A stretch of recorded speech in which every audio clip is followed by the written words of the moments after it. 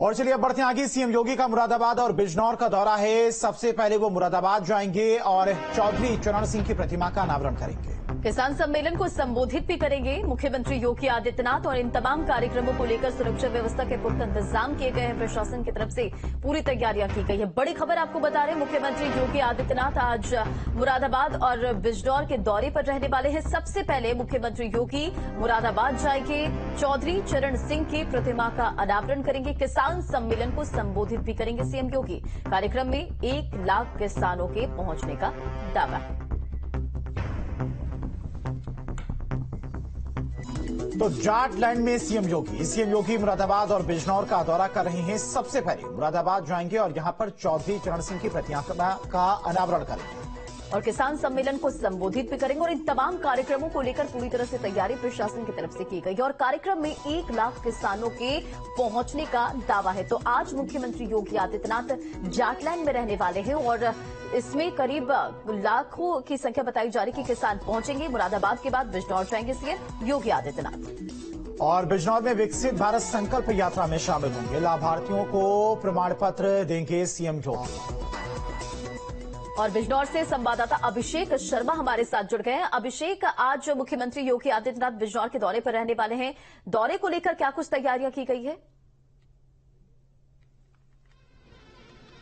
हाँ, देखिए, कुल मिलाकर प्रशासन ने नजीबाबाद में है, बिजनौर से आगे कस्बा है ये नजीबाबाद, वहां एक प्राइवेट स्कूल में जनसभा को संबोधित करेंगे। उसके अलावा जनसंवाद यात्रा के हरी झंडी दिखाएंगे और लाभार्थियों को ये चेक वितरित करेंगे। लेकिन मैं आपको बता दूं,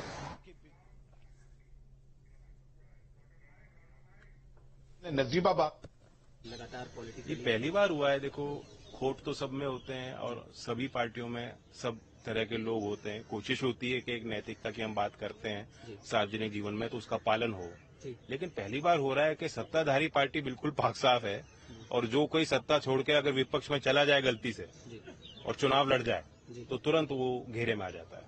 तो बस राम मंदिर को लेकर मैं जरूर सवाल पूछूंगा। महासचिव चंपत राय जी का कहना है कि 22 जनवरी 2024 का दिन उतना ही महत्वपूर्ण है जितना 15 अगस्त 1947। मैं चंपत राय की बात सुनता नहीं।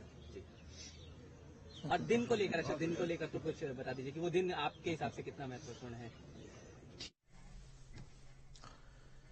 और चलिए, आरएलडी अध्यक्ष जयंत चौधरी को आप सुने थे, जो सांसदों के निलंबन को लेकर अपनी बात रख रहे थे। अभिषेक लगातार हमारे साथ जुड़े हुए हैं। अभिषेक, मुख्यमंत्री का जाटलैंड का दौरा है और ये दौरा बेहद महत्वपूर्ण माना जा रहा है क्योंकि जनसभा को संबोधित भी करने वाले हैं और 1 लाख की संख्या में वहां पर किसान पहुंचेंगे, तमाम किसान संगठन के नेता भी पहुंचेंगे।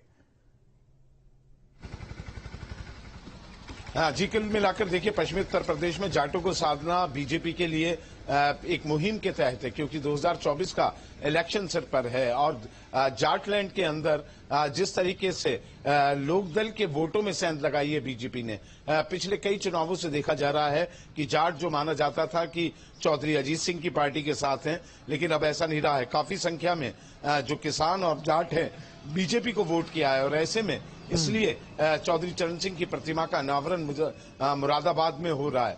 हालांकि यहां से समाजवादी पार्टी की लोकसभा सीट है, संभल में भी समाजवादी पार्टी की लोकसभा सीट है, लेकिन बीजेपी ने टारगेट बनाया है ऐसी सीटों पर जो वो पिछले 2019 के चुनाव में हार गई थी। इसमें से बिजनौर की लोकसभा चुनाव की सीट भी इसी तरीके से लोकसभा सीट, इसलिए फोकस उन्हीं सीटों पर है पश्चिमी उत्तर प्रदेश की जहां जहां बीजेपी ये सीटें नहीं जीत पाई। और आप देख रहे हैं इसी कड़ी में आज मुख्यमंत्री योगी आदित्यनाथ जहां पहले मुरादाबाद में होंगे उसके बाद बिजनौर में होंगे क्योंकि ये कनेक्टिंग सीट है। बिजनौर, मुरादाबाद, संभल, यहां से चूंकि ये माना जाता है कि समाजवादी पार्टी का यहां असर है क्योंकि मुस्लिम वोटों की संख्या ज्यादा है, लेकिन जाट वोटों की भी संख्या यहां ज्यादा है। जाट मतदाता हैं, दलित मतदाता हैं।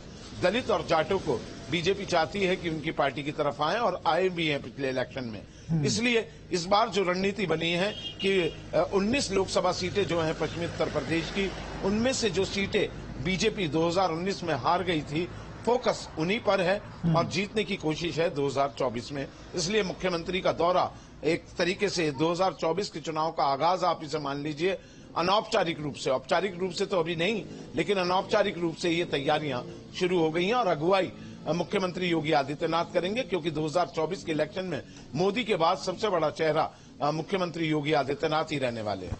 बिल्कुल अभिषेक, बहुत महत्वपूर्ण ये दौरा मुख्यमंत्री का हो जाता है और विकसित भारत संकल्प यात्रा भी एक महत्वपूर्ण रणनीति बीजेपी की रही है। जो लाभार्थी रहे हैं, चाहे वो केंद्र सरकार की तमाम योजनाओं के हों या फिर राज्य सरकार की, उन लाभार्थियों से एक बार फिर से संवाद जो तमाम पदाधिकारी हैं, सरकार के लोग हैं, वो कर रहे हैं ताकि 2024 के लोकसभा चुनाव में उसका फायदा हो सके। और आज देखिए, किसानों से तो संवाद करेंगे ही मुख्यमंत्री, लाभार्थियों से भी संवाद करेंगे।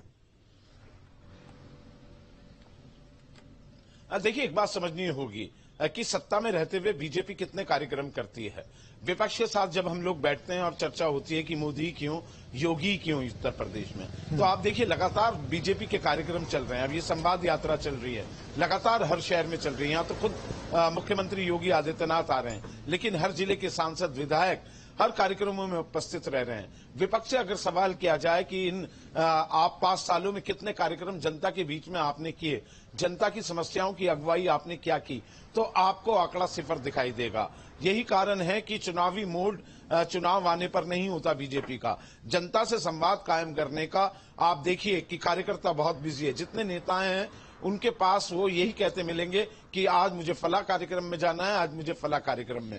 तो एक के बाद एक कार्यक्रमों की जो ये फहरिस्त है, ये एक पूरा एजेंडा है और उसको तैयार किया गया है। ये यात्रा के माध्यम से कनेक्टिविटी, गांव में ये टेंट लगाकर लाभार्थियों को बुलाया जा रहा है, वहां उनको